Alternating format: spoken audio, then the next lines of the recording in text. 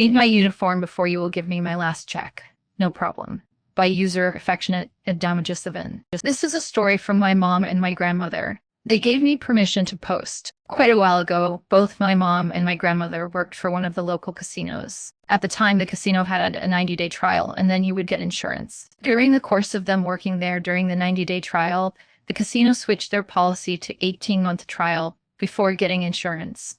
So they then proceeded to find reasons to fire all of their employees who are coming up on the 90-day so that they would not be grandfathered in. My mom knew this was coming because she saw a person who had gone hired a little bit before her get fired for ridiculous reasons. So when she got called in the office the day after she had to go to the hospital for a severe allergic reaction, she knew what was coming.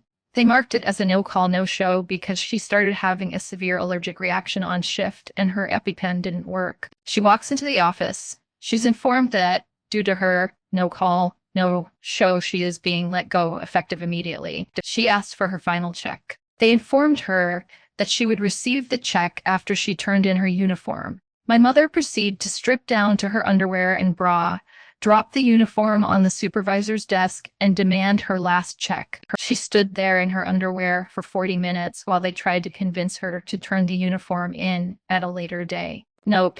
You said I'd get my check when I turned in my uniform. There's my uniform. I want my check. Eventually, they wrote out a check. She then walked out, taking the long route through the casino, saying her goodbye to all the staff and regulars on her way out. So, a couple days later, when my grandma had her shift, she knew what to expect, because she was coming up on that same time frame, and my grandma proceeded to do the exact same thing. My grandma walked through the crowded casino in her underwear. Do your job, temp, and let the full-timers do theirs. By user Hizeka315. I am a temp at my current job, but I've got experience doing this kind of work, order fulfillment. Last week, one of the full-time employees was out sick and couldn't do their job. Management, in their brilliance, had decided that day to only put temps on one of the two lines, and that was the line that the full-time employee was supposed to work on. Being one of the temps that had been there the longest, I took initiative and did the full-timer's job as well as my own, without making any mistakes that I didn't catch and fix myself. The next day, the full-timer was back, and I figured I would continue to be helpful since they probably weren't feeling well still. I got pulled aside and cursed out by the person I was trying to help, and then later chewed out my management. Their exact words were, "You do what is assigned to you and nothing else." Leave stuff like this to the full-time people. Their reasoning is, I'm a temp, so I'm obviously stupid, and they don't want me to make mistakes. If something is in the wrong place, instead of fixing it, I stop what I'm doing until a full-timer comes along to fix it. If something goes empty, I don't refill it because that's not what I was assigned to. The kicker is, I'm finding full-timers' mistakes, and instead of just fixing the issue and not letting anyone know they messed up, I'm making a big deal about how I can't do my job because something is incorrect. Every time someone tells me to just fix it, I go, I'm just a temp. It's not my job. It's complied so much on a test, it stopped Evil Boss from profiling employees. By user Woolen Goose. Update at bottom. Telegram ruined my boss's personality test. He pretended would be anonymous, but we knew he was going to use it to profile employees he didn't like. Story. Had an evil middle manager boss who eventually lost 1/3 of the team in under 3 months. I had been there longer than him before his position was built out. He was a really gross one, like psychological abuse, and also openly commented on a 16-year-old celebrity being hot when was 36. Anyway, when he was onboarded, he pretty quickly assessed which employees he couldn't bully and started trying to make our lives harder. He started doing some anonymous reviews and tests. Not surprisingly, some anonymous feedback was super negative for the people on his shit list, even if we were high-performing or project leads. I finally had enough of attempting to talk it out head-on. He always denied everything and even once actually asked me if I was on drugs, during a one. This was a hugely famous tech company. Anyway, he decided it was time for another round of anonymous testing. This time, a personality test. I answered every question imagining I was him. Every single one. To nobody's surprise, he was like, "Surprise, we are going to all reveal and see which result we have on the screen." Now, yeah, I matched him perfectly. The only one. He got the absolute psychopath result, but it also says like entrepreneur and celebrity, so he would have been thrilled, but he knew we were very different, yet somehow we had the exact same result. Out of like 20 possibilities. When he pulled up the results on screen, his face dropped. He stared directly at me. immediately breaking the character who's excited for sharing the secret results. I watched him choke down his anger as he pretended to go down the list, now unprepared. Every other sentence out of his mouth suddenly was how unreliable these tests can be and that you never know. As he dug his hole deeper, explaining backwards regarding this time-wasting team-wide meeting for his stupid exercise originally intended to single out some folks based upon a personality test. I finally found my opportunity. I smiled at him. I smiled with eye contact. No words. Everything was said there. I watched him die inside, and he still had to fill 25 minutes of his stupid meeting or call it off. I have another malicious compliance story about him. He was an absolute clown. I bet I have more if I think harder. But this is my fave quiet little moment where I ruined his total concept of self in 1 second by doing exactly what asked of me. Waste my time to take a stupid personality test. Yada typos. Yada 2. I may have joyfully shouted, "Yay, boss name. We're twins," when he pulled up the results. Update. Wow. Hi. Didn't expect anyone to read this.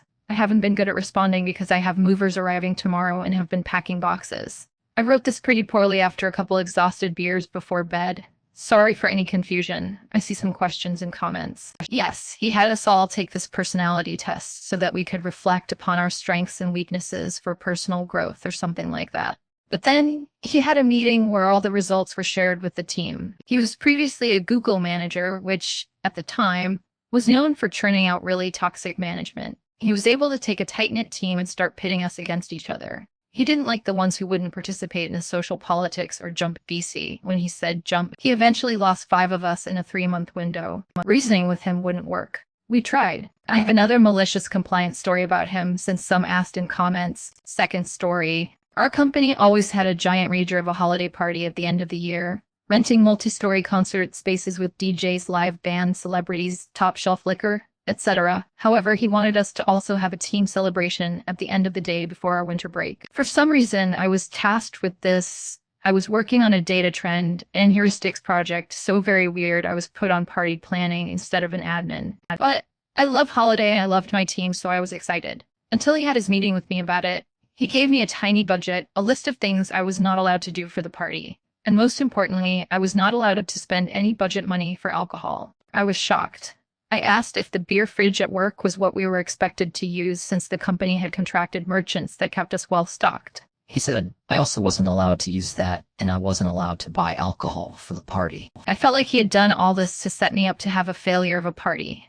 Instead, I showed some other team members, and they were also shocked by this list. We made a plan. Well, I get this party all set up and it is about to get fun. Boss shows up with bags in his hands and looks at the spread. He says in front of everyone, "Oh, did you actually forget the drinks? Well, good thing I brought all this," and triumphantly puts his bags of alcohol on the table. But then I'm like, "No, you told me I wasn't allowed to buy drinks." He pretended he would never do that. And then I said, so I didn't.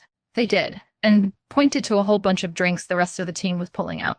He realized that not only would he not get to be the hero, but that everyone involved had also seen his horrible list. Deer in headlights moment. The cherry is we had a secret Santa where I paired all the choices. I made sure I got him for my gift giving, so we opened the gifts and I had gifted him a really nice flight of 3 high-end gins, his favorite.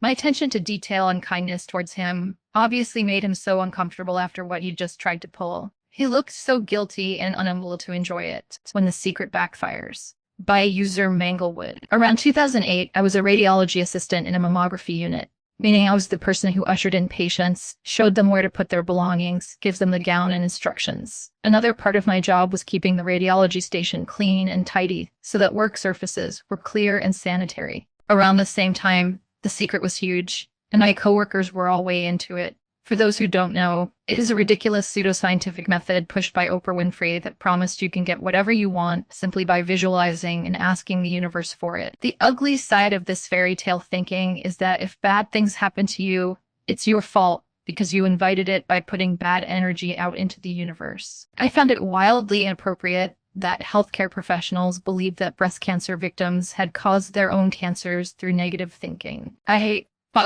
fought with a few of the radiology techs about it, but I was completely outnumbered. So I tried to just keep my head down, focus on patients, and do my job which included tidying up their own magazines, secret books, and other secret-related materials so that they would leave strewn all over their counters. Since they all hated me for not being in their secret clique, they decided to hang up on me and go to the managers with complaints about my attitude. I was called out of work into a disciplinary ambush meeting where I explained my side of things. One of the higher-up managers totally agreed with me and actually defended me, but at the conclusion of the meeting, I was told not to touch anyone else's stuff because there were complaints that I was shoving magazines into the corners and threw away someone's copy of The Secret. I really wish I had, but I actually did not do that. It was a complete lie. So, by complaining about me, my idiotic coworkers effectively took away the part of my job, which was cleaning up after them. I was no longer allowed to touch their magazines, so they piled up 2 inches deep on every surface, plus empty bottles and yogurt containers, used napkins, cafeteria trays, popcorn detritus,